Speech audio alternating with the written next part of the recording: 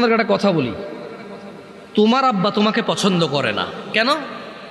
তুমি রাত দিন 24 ঘন্টা খেলাধুলা নিয়ে ব্যস্ত, স্কুল কলেজে যাও না। আচ্ছা, এরপর তুমি বাপের সাথে ঝামেলা করো, বাপের কথা শোনো না। তোমার চুল কাটা তোমার বাপকে কষ্ট দেয়, কারণ তোমার বাপকে মানুষ বলে যে ইয়াইও আমরা হুলাইকে তো এত কিছু কঠিন হারেন না।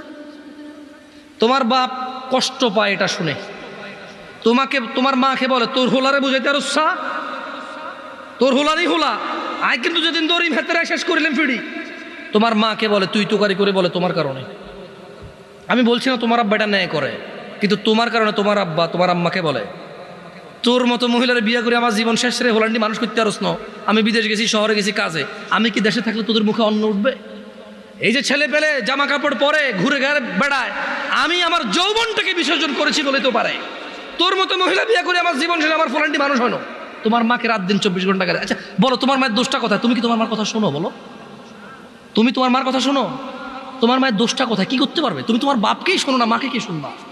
তোমার বাপ যখন দেখে আর কাউকে দোষ দিতে পারবে না, এখন তোমার মাকে দোষ দেবে। তোমার কারণে এত কিছুর পরেও তুমি যদি মদ খাও, গাঁজা খাও, ওকে একজন মানুষকে মেরে ফেলছো, তোমার বিচার হবে, আদালত হবে, তোমার আব্বাই টাকা দিয়ে উকিল রাখবে। যদি তুমি বেকসুর খালাস পাও, তোমার আব্বার যদি 2-4-5 ঘন্টা জমি থাকে, এটার মালিক কে হবে বলতে পারো? তোমার আব্বা মারা গেল জমি রেখে, মালিক কে? তুমি। যত খারাপই হও, বাপের সম্পদের মালিক কে? যত খারাপই হোক, বাপের পরিত্যক্ত জিনিসের মালিক কে? সন্তান। তো তুমি একটা জিনিস চিন্তা করে দেখো তো, যদি তুমি মুসলমান না হয়ে মরতে পারো, যদি মরো, তুমি কি জান্নাত পাবা? আর যদি তুমি মুসলমান হয়ে মরো, জান্নাত আছে। মুসলমান হয়ে মরলে জান্নাত কি? যেমন তোমার বাপ তোমাকে ঘরে জায়গা দিবে না বলে তুমি জেঠার ঘরে, চাচার ঘরে যে আধা ঘন্টা, 1 ঘন্টা, 2 ঘন্টা থাকো, নানার বাড়ি যদি 2 দিন বেড়াও, তোমার মা আয়সা দিয়ে যায়, খালা আয়সা দিয়ে যায়, থাক ওরে মারিয়েন না, আর করবে না। জায়গা শেষ পর্যন্ত কোথায় হয়? ঘরে হয়। ওকে তোমার মা বলছে তুই আজকে ঘরে, তোর খবর আছে। তোমার বয়স তখন মাত্র 11 বছর বা 12 বছর।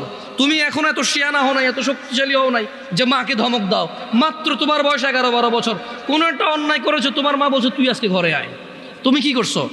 এসার পর হয়ে গেছে, দোকানের সামনে ঘোরাঘুরি করতেছো। তোমার চাচা বলতেছে কিরে 8টা বাজে রাতে তুই আজকে এখনো ঘরে যাস নাই?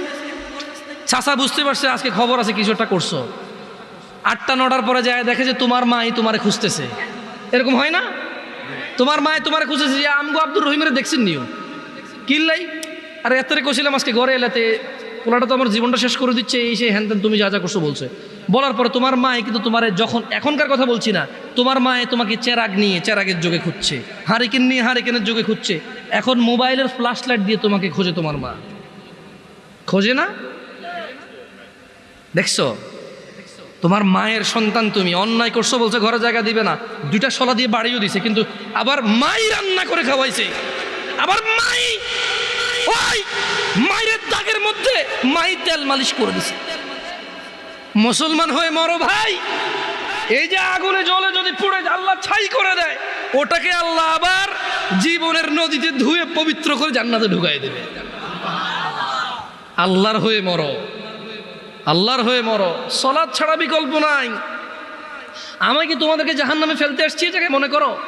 আমার নিজের গ্যারান্টি আছে, আল্লাহ আমাকে আশ্রয় দিক। আমি আল্লাহর কাছে দোয়া করি, আল্লাহ আমাকে ও তোমাদেরকে ক্ষমা করে দিক।